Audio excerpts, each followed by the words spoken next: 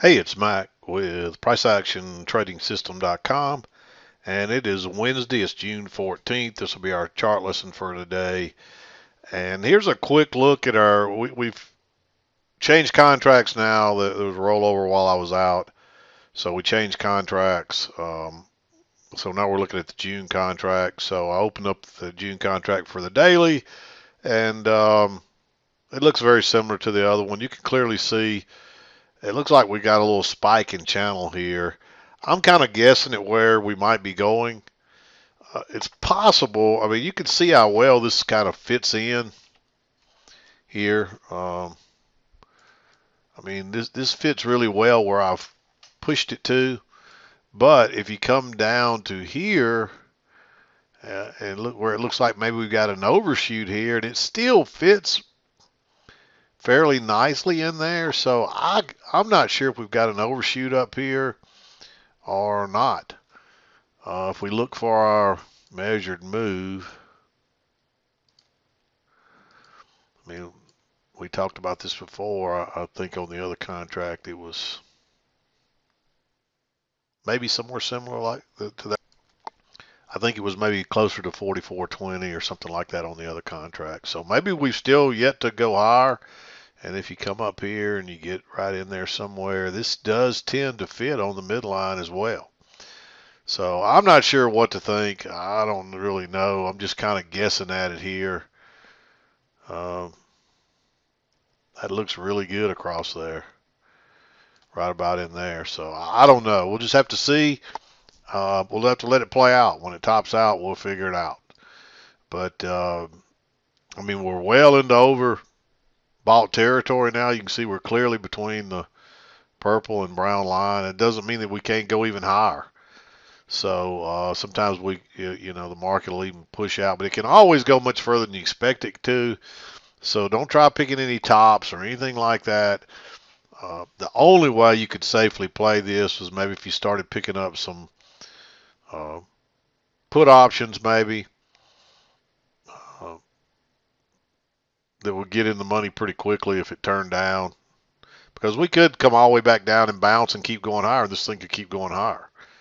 So, I mean, this is definitely an uptrend.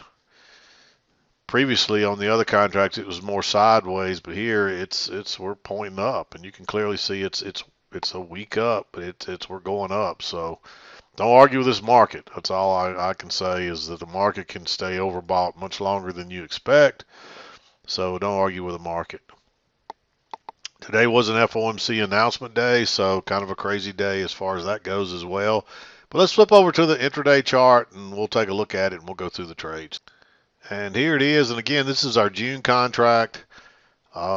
Crazy day that ends actually slightly up after selling off fairly strongly after the FOMC news came out. Of course, they raised the rates another quarter of a point today. And but as usual, that big news item that gets everybody so emotional quickly takes all of it back plus some, and then we still continue to be a little volatile and closed higher than we did yesterday. So this is the market that just doesn't want to go down. And when it does, is they always pound it back up, beat it back up again somehow. So anyway, we're not going to argue with it. We're going to take what the market gives us. If it's going up, we're going to go with it. If it turns down, we'll go with it then. But for now, this market keeps going higher, so we're going to keep going higher with it. Uh, Two pretty good trends here. Not much chance to trade this. This was during the FOMC news. A little bit of chance to a few trades this afternoon. Most of your trades were earlier this afternoon. So let's zoom in here and go through the trades. I'm gonna try to zoom in closer. I've gotten a few emails lately. People want me to zoom in closer. Um, so we'll try to do that. I always try to make the bars visible, but sometimes I get to moving through it and just don't realize how far out I am. But anyway, 7 o'clock came right in here somewhere today. Uh, this was a possibility to buy, but with three bars stacked up and no bodies and doji looking, I don't think you want to buy that right there. So I just sit tight. Actually, I think that's actually slightly before 7 o'clock, if I'm not mistaken. But if you were here and it was, even if it was, no, that's right at 7:02. So yeah, you could have, that's within the trading hours. I mean, basically I say 7 to 2:30. I'm usually in here ready to go at 7. So sometimes the bar sets up a minute or so early. I mean, I'm not afraid to trade it a few minutes early. So, but I'm just really leery of that one because of the congestion there. And when this one didn't take off, that really makes you think, oh no. But it does it. It's continued to run up and down. So I mean, it's a possibility. Maybe you mark it green. Um, I didn't. I didn't like it in real time. Um, we drop down here. We move down to the lows, and we bounce right down here where we did before. Again, you get a couple of tests down here. The problem here is you made a new low that was lower than these last few. And there's a little bit of sideways access. It's not really congestion. It's just kind of acceptance of prices, though. It's not really getting rejection. And so I'm not crazy about it. I marked it green. If you took that, I probably wouldn't argue with it. There's plenty of room back to the EMA. But I'm not, it's not a great setup. So there was a reversal if it broke higher here, but there's a lot of resistance right across here. Maybe there's room to scalp out, but I'm still just not crazy about that reversal. Um, this reversal generally should be higher than the high on this first leg, and it's not. And so that kind of leads me to think that I'll wait on this one. So it ends up going higher, but it's just not an ideal setup. But then we get a correction with the break, new low, and then you get a higher low right here. I like going long on that. Just try to get a scalp to ride it back to the highs, and maybe it goes higher. Maybe you get a measured leg up. But it runs up here, and you do get a breakout, but it just kind of chops along. Fails out the top, fails out the bottom, runs up, fails out the top again, then gets back inside here for a little while, and then it runs higher. So there's a few chances to trade this. This is a second entry long. We're not really looking for second entries here, but you can see it bounce. It tests that break. The original support it tested a couple of times. Nice bar. As long as you got room to get out between there and this high, which there's exactly 6 ticks, just take the trade. I mean, it doesn't matter because it gets a lot more than that, but you need at least 6 ticks. So keep that in mind. Then it runs back down, bounces, makes a lower high, and you can clearly see there's a 2-legged correction there after a leg down, so you'll probably get another leg down. So I like going short there. Again, make sure you got room to get out. And then it just kind of chops along here. I marked this one because now it broke out here and ran to the top, comes back, and you got at least a triple test, multiple tests there really. Again, if you got enough room, go long right there because you might get lucky like it does and breaks on out. And so this turns out to be one of the best trades of the day.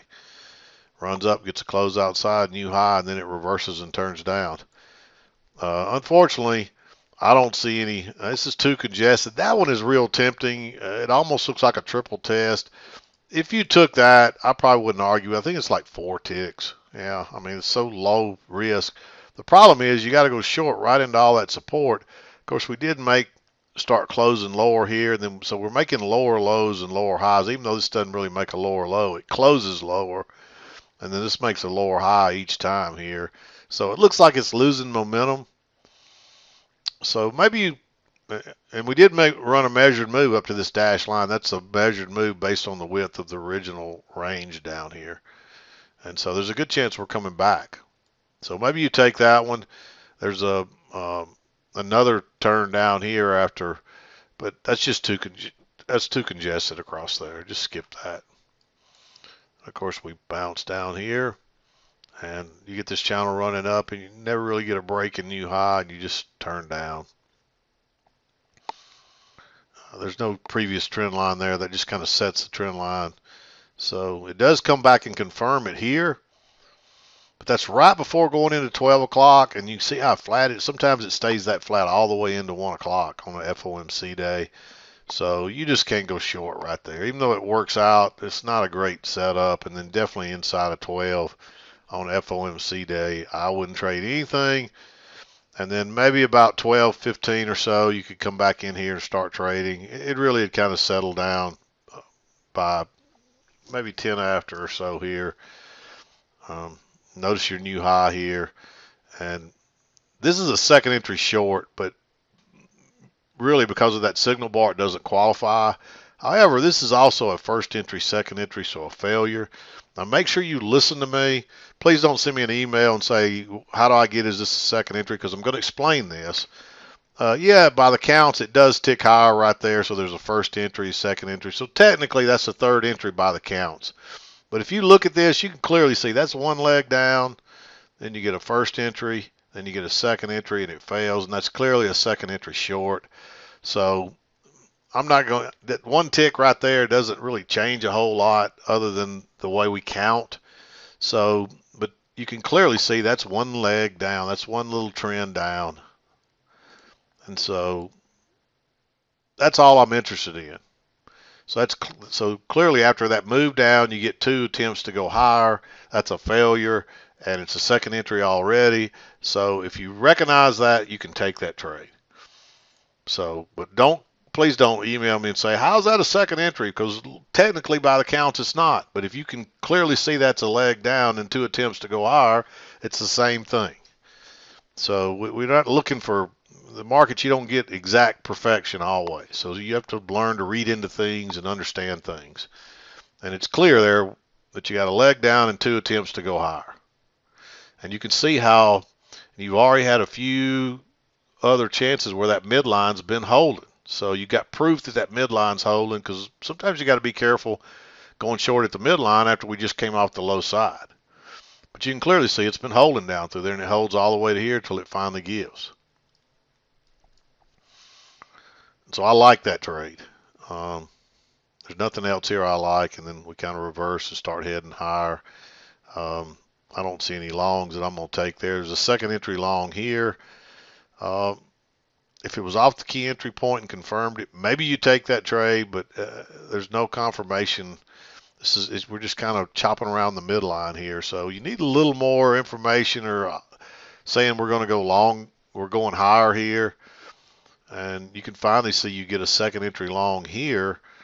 I like this one. New high, first entry, and then it breaks lower and turns up. It breaks higher than that. We're probably headed back up to this higher point here. And eventually it does. It moves on up, comes back, and it bounces off that EMA again. And there may be that there's a spike and a channel here, because you can clearly see this kind of fits up through here. You might even call that, let's see here, let's just color it so it's a little easier to see. We'll make it. But you can see that it kind of spikes up and goes into this channel, and that seems to fit a little better. But generally we would draw it off those first 2 swings. So you get to the same place otherwise. Maybe that helps you to take that trade if you drew it the other way, but I wouldn't be, I like that trade regardless, because you can see, we're constantly bouncing now off that midline. There's no setup here, unfortunately. Comes back, and again it bounces. It does confirm the trend line here and bounces off of it. There's a higher low here in a second entry, but maybe you take that trade. I didn't mark it, but maybe you take that trade. So you get enough to get your scalp out of it. Then it comes back down, and you actually get a break, and you get another second entry. The only reason I didn't make this one blue is because it's a little bit congested. But if it breaks higher, it's probably going higher, which it does. Then there's another higher low here, but signal bar is no good. So now you got a break outside here and a run to a new high, and then we're turning down. And notice you get a first entry, second entry, and it fails right there. I like going short on that trap. That turns out to be another really nice move down. And you get a close outside here. It looks like we're going to probably try to run to a new low, and it ends up reversing and going higher. And then it turns back down. We're just market's kind of rambling by this point. It's just, we're still running into strong resistance up here, but there's still buying coming in. And so it's really hard to know what the market's doing right through here. I just don't see anything. once you got to pass that trap, it's kind of hard to know what's going on in here. So just, I don't see anything I like. So that's how I see it today. Again, we had the big news item that drove it down and strongly down. And then the market gathers its senses and realizes, oh, we were overreacted, like it almost always does for every big news item. And then a few minutes later, it takes it all back. Really, within 30 minutes, it took it all back plus some. And in the end, we close higher. So this is the market that just won't go down. I won't say it can't go down. It just doesn't seem to want to go down because we do get some sell-offs. They just don't last very long. So early on, there's a few trades, and then it was kind of scattered after 1 o'clock. So that's generally, you got to be careful trading on these FOMC days because they're crazy sometimes, but there's some good movement sometimes as well. So I don't say not trade. Just make sure you're out by noon, and then wait till it settles back down before you start following the price action again. And that's usually 15, 20 minutes to an hour, something like that. Lately, it's 15 or 20 minutes. Sometimes it can last up to an hour or more, but not today. We pretty much heading back up within 20 minutes or so, 30 minutes tops. So there it is. That's how I saw it today. I'm back in the office, obviously. I'm kind of getting back on schedule here. I'm a little behind with my emails. It's going to take me a day or so to catch up and to get back into the forum. So just bear with me.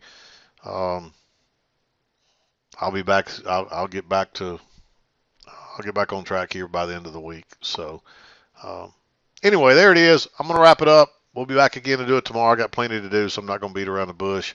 Hope you had a good trading day. Hope you had we had some good rallies while I was gone. So hopefully I hadn't looked at the charts to see if there was some easy trading or some nice setups or anything like that. But hopefully there was a chance for some easy trades. And usually it's easier trading when the market's trending. Not always, but hopefully it was. And hopefully I had a chance to make some money while I was out. I hate I missed the rally, but I had some good fishing, caught a lot of fish, caught a couple of big ones too. So if I can, I'll try to put some pictures up of that. But anyway, I'm going to wrap it up for today. We'll be back again to do it tomorrow. I'm done for today. This is Mac with PriceActionTradingSystem.com, and we'll see you next time.